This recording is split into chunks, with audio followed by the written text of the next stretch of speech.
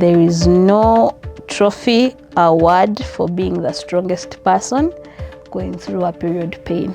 Like surgeries are very expensive, the treatment itself. The patient can pay to a tune of 20 million or 15 million. In 2021, Nachwa Rehema was in her senior 6 vacation. That waiting period every Ugandan student knows. You have finished your A-level exams, you are home, resting, maybe hired for a small job, waiting for your UNEB results, waiting for the university to start a new chapter in life. I think it has taken about 5 years because it started in 2021 in my senior 6 vacation.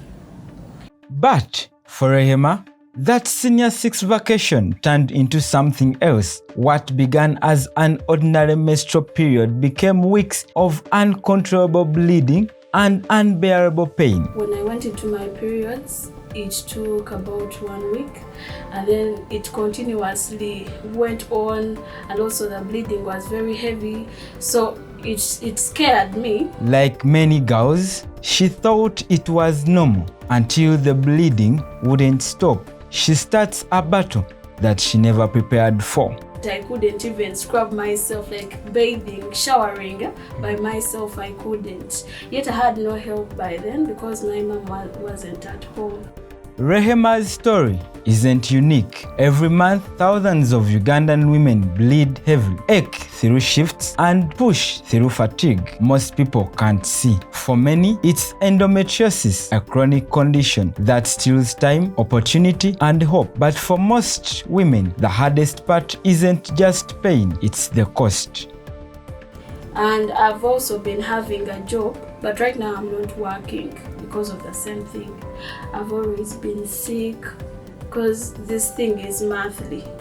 And sometimes it is not even monthly, it repeats itself in a month. Endometriosis affects 1 in 10 women globally. That's 190 million people. But in Uganda, there is no national register, no data, no way to track how many are suffering. Without numbers, the condition does not show up in budgets, it does not show up in the trainings, and it does not show up in the insurance. When you have endometriosis, most of the time, you're going to become isolated because of your pain. You are the same person every time you are in your period. You can't do anything.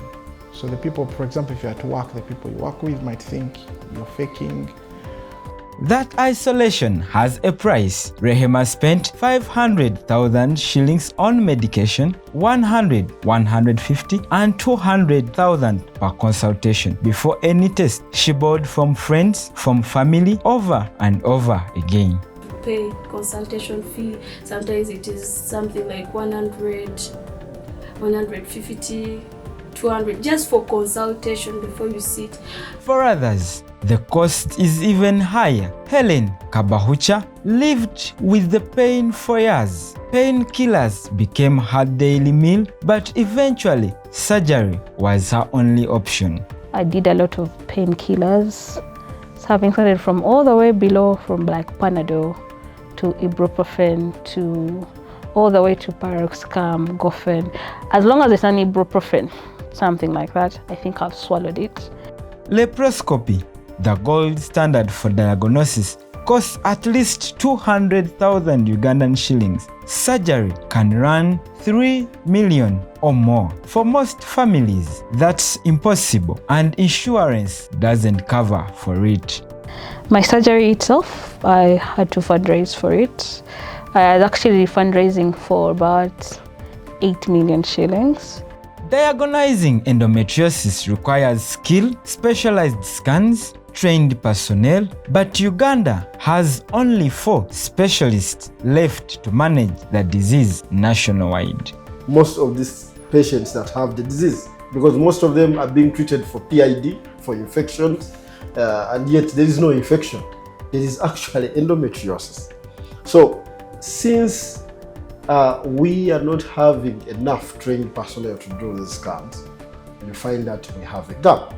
By the time the patient comes to find me or to find another colleague who can do a scan and diagnose endometriosis, it has taken a lot of time. That delay costs lives, costs fertility, and it costs trust. The government hasn't prioritized this. Maternal death, diseases, these are the emergencies. But endometriosis, it's a slow crisis, a silent dream killer. The government has seen this as a problem, yet we still have the government still has other problems they are struggling with, maternal deaths and other things.